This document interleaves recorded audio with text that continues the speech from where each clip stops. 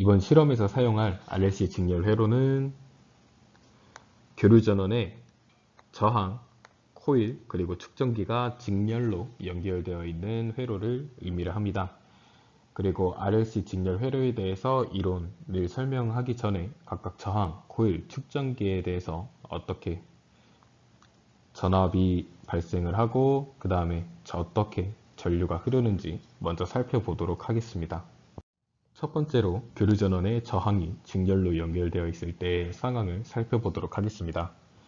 교류 전원에는 델타 Vmax sin 오메가 t라는 시간에 따라서 sin 오메가 t로 변하는 교류 전원이 있고요.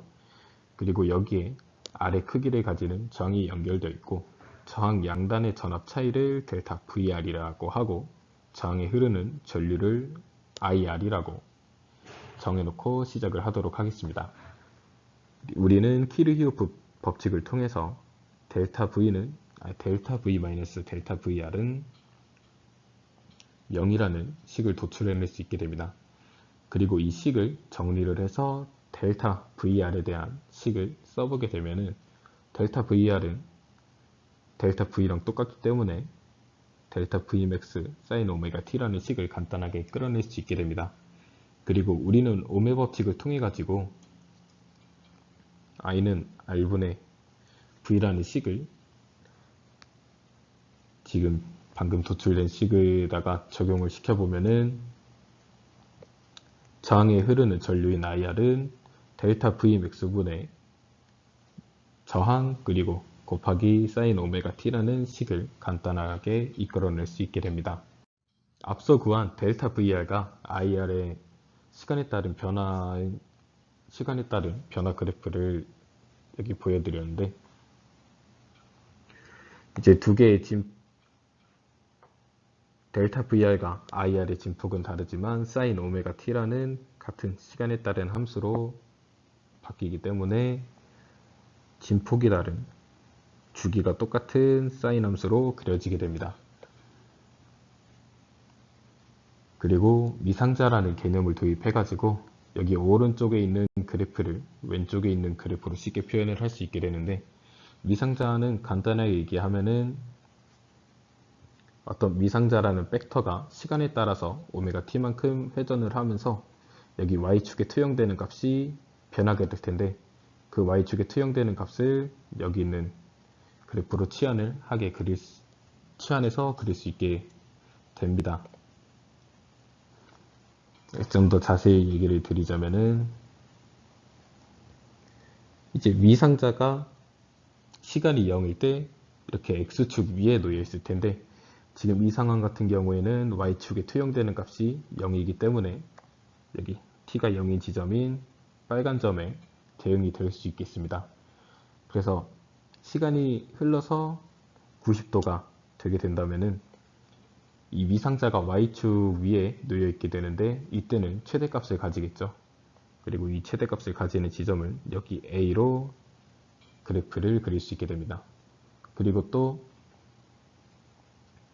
미상자가 회전을 해서 180도 X축의 마이너스 부분에 다다랐을 때 다시 Y축에 투영되는 값이었기 때문에 0이라는 값을 가지게 되고 270도 회전했을 때 마이너스에서 음수에서 최대값을 가지게 됩니다.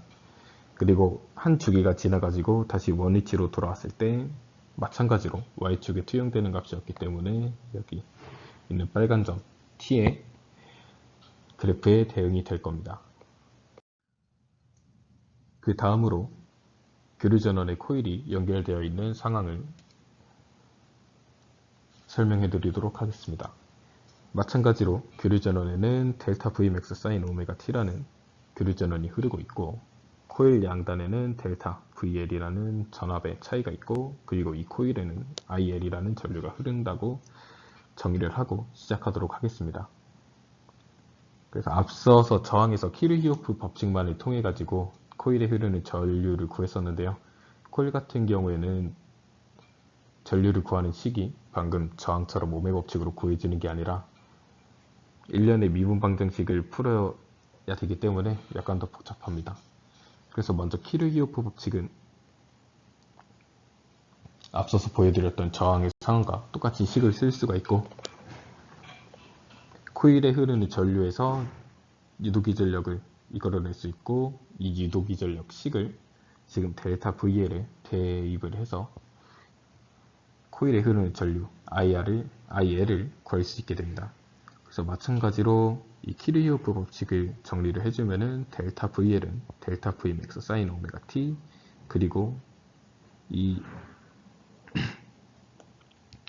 사인 오메가 T에 관련된 식은 유도계수 곱하기 시간에 따른 코일에 흐르는 전류의 미분식으로 표현을 할 수 있게 됩니다.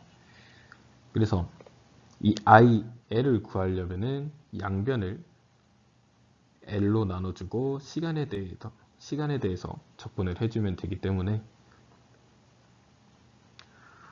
계산 과정은 지금 생략을 하고 결과만 말씀드리면은 코일에 흐르는 전류 IL은 마이너스 델타 Vmax 분의 오메가 L 곱하기 코사인 오메가 T라는 식을 이끌어낼 수 있게 됩니다.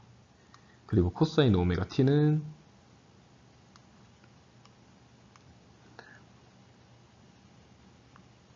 사인 오메가 T 마이너스 2분의 파이랑 똑같게 되는데 간단하게 그래프를 그려서 설명을 드리자면은 이제 이게 사인 T 함수고 이게 코사인 T 함수인데 지금 사인 T 함수를 이쪽 방향으로 2분의 파이만큼 평행 이동을 시키면은 지금 마이너스 코사인 T라는 함수랑 똑같아지게 됩니다. 그래서 전류 IL과 교류전에 흐르는 전압 델타 V 그리고 델타 VL은 마이너스 2분의 파이라는 위상 차이를 가지고 흐르게 됩니다. 그리고 오흠의 법칙에서 I는 VR이라는 식을 가져왔는데 지금 여기 코일에 흐르는 전류의 식에 하나하나씩 대입을 해보면은 지금 저항 역할을 하는 게 오메가 L이라는 개수를 가진 것이 이제 저항의 역할을 한다고 생각을 할 수 있습니다. 그래서 이 오메가 L을 XL이라고 하고 이 XL이라고 정의된 값은 우리가 유도 리액턴스라고 부르게 됩니다.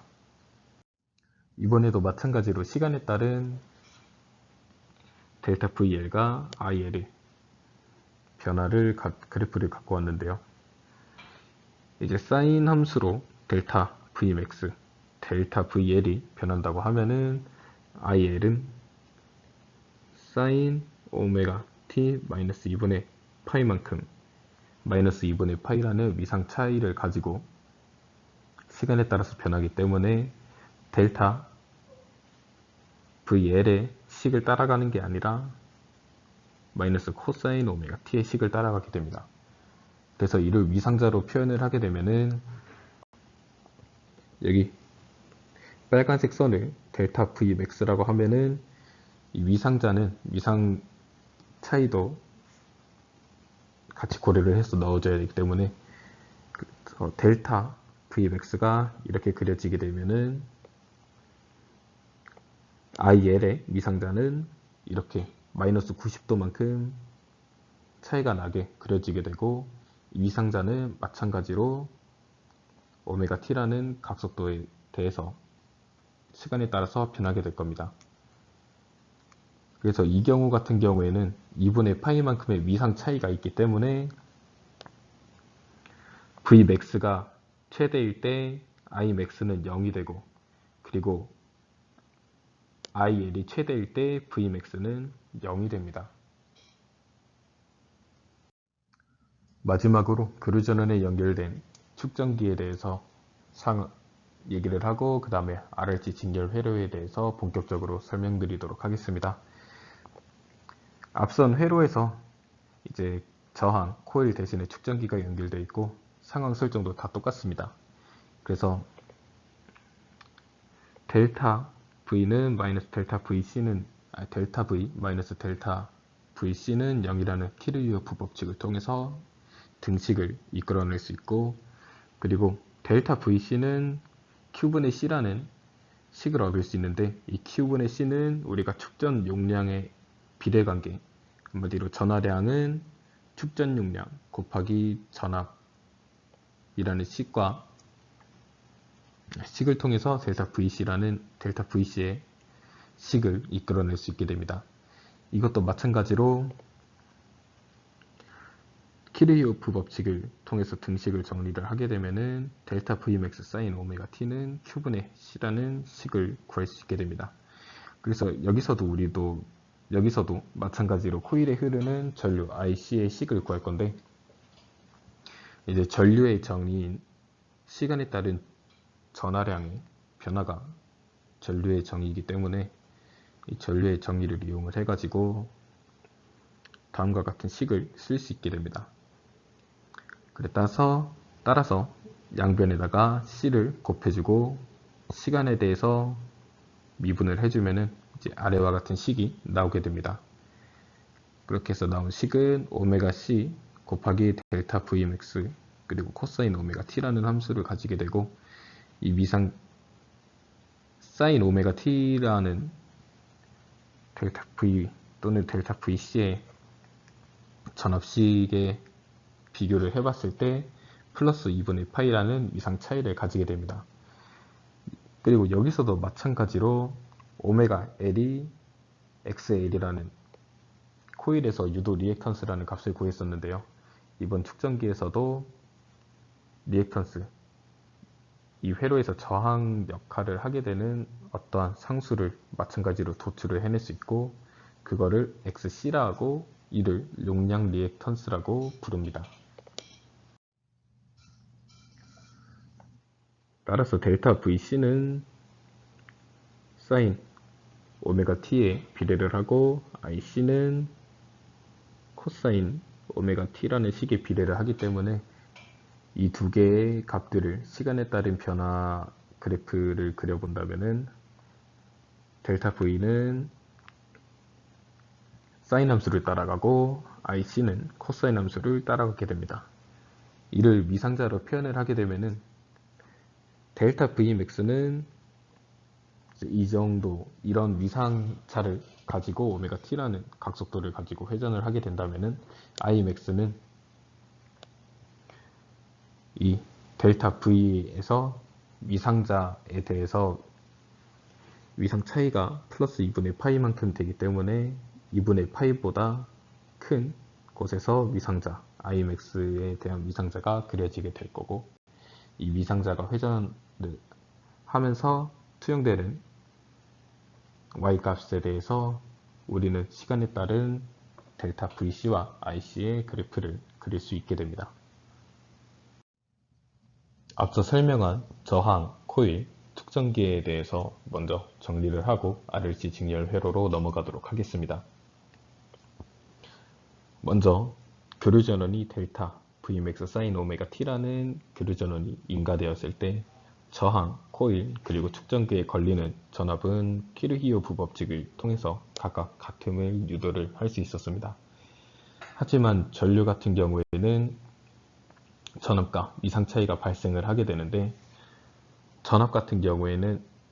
저항에 대한 전류 같은 경우에는 위상 차이는 존재하지 않고, 코일에 흐르는 전류는 마이너스 2분의 파이라는 위상 차를 가지고 위상자들의 위치가 놓이게 됩니다.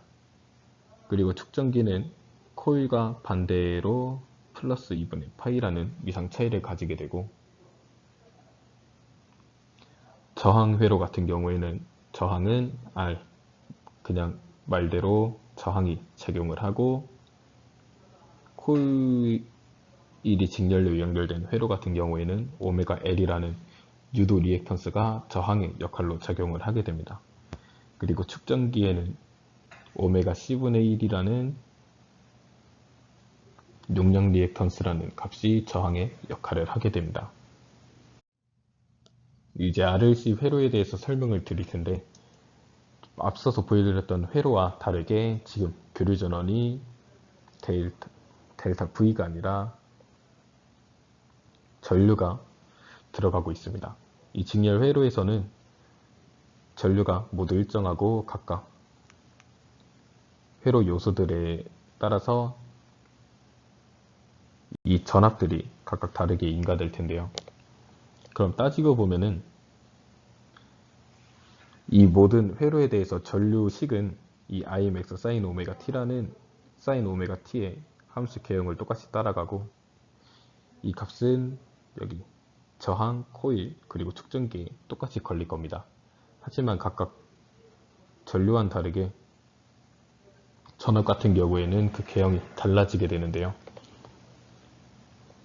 앞서서 보여드렸던 그래프를 한꺼번에 다 그려보면은 이제 이 파란 색깔 선은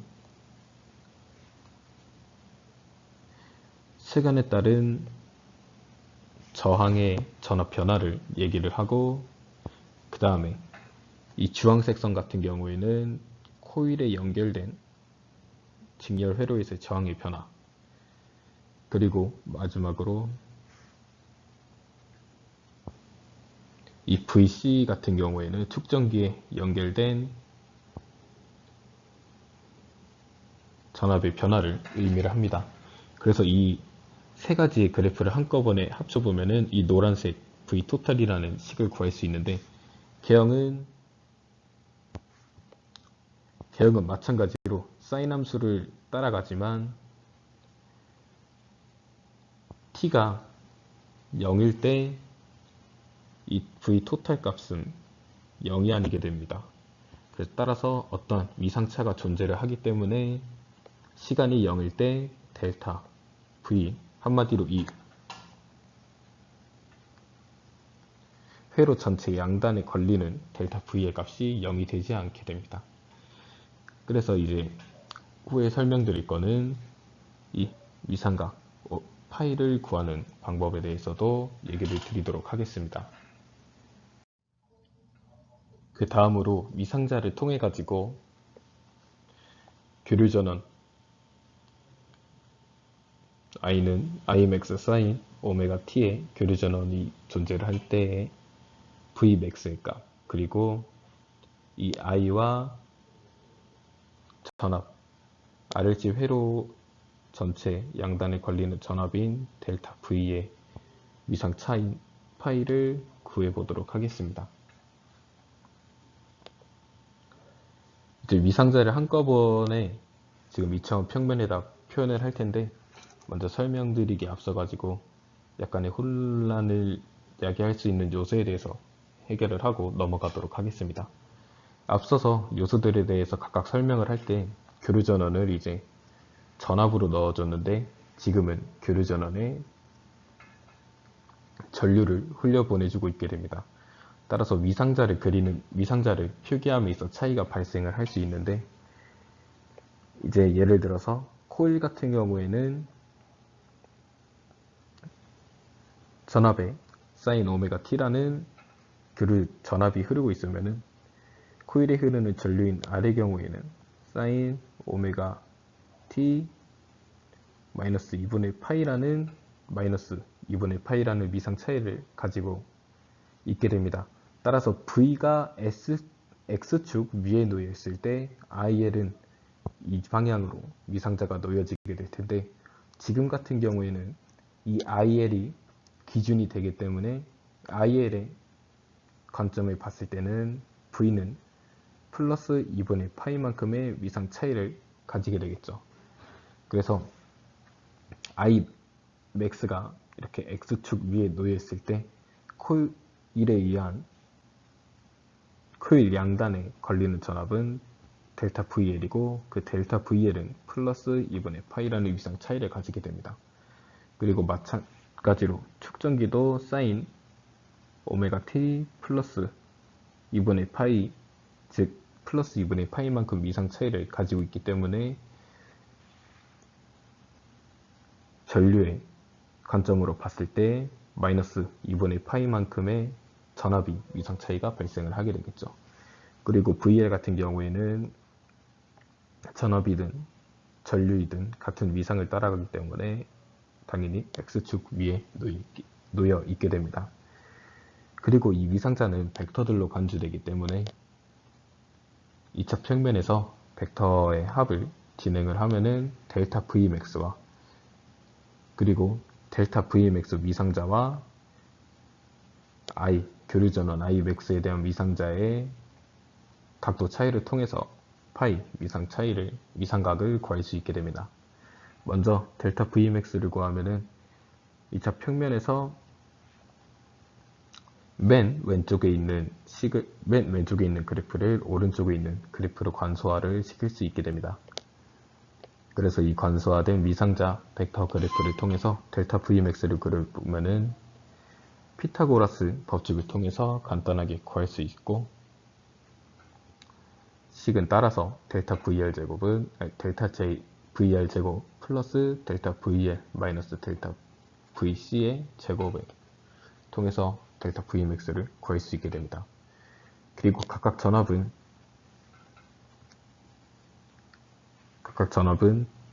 오밀 법칙을 통해 가지고 전류와 그리고 저항 요소를 곱한 걸로 표현을 할 수 있는데, 저항 같은 경우에는 Imax 제곱 곱하기 R 제곱을 통해서 델타 VR 제곱을 표현할 수 있고, 델타 VL 같은 경우에는 Imax 곱하기 유도 리액턴스 XL을 곱함으로써 표현을 할 수 있습니다. 마찬가지로 축전기도 또한 Imax 곱하기 용량 리액턴스 XC를 곱함으로써 표현을 할 수 있고, 이 식들을 정리를 하게 되면은 델타 Vmax는 Imax 곱하기 루트 R제곱 플러스 XL-XC의 제곱이라는 식으로 구할 수 있게 됩니다. 그리고 이 파이를 구하는 경우에는 탄젠트의 정의를 이용을 하면 쉽게 구할 수 있습니다. 탄젠트 파이는 델타 R분의 델타 VL 마이너스 델타 CM으로, 이 탄젠트의 역함수를 양변에다가 취해지게 되면은 파이는 탄젠트의 인버스 델타 VR분의 델타 VL 마이너스 델타 VC라는 식을 구할 수 있게 됩니다. 그리고 이 각각 전압의 요소에는 Imax가 곱해져 있고, 그 다음에 각각 저항 요소 또는 리액턴스가 곱해져 있기 때문에 Imax를 상쇄시키고 각각의 저항 요소만을 남겨두게 되면은 위상각 파이는 탄젠트 인버스 R분의 유도 리액턴스 마이너스 용량 리액턴스라는 식을 통해서 파이를 구할 수 있게 됩니다. 마지막으로 RLC 회로의 공명주파수에 대해서 얘기를 하고 이론 강의를 마치도록 할 텐데, 먼저 공명주파수라는 개념을 설명함에 앞서서 임피던스라는 개념에 대해서 먼저 설명을 드릴 텐데요. 앞서 유도했던 식에서 델타 Vmax는 Imax 곱하기 루트 R제곱 플러스 XL-XC의 제곱 이라는 값을 통해서 우리가 델타 Vmax를 구할 수 있다고 했는데, 이 식을 오메 법칙이랑 비교를 해보면은 RLC 회로 전체에서 저항의 역할을 하는 어떤 상수는 이 루트에 해당하는 값이라고 생각을 할 수 있습니다. 그래서 이 루트 안에 있는 값인 R제곱 플러스 XL-XC의 제곱을 Z라는 임피던스 또는 온저항이라는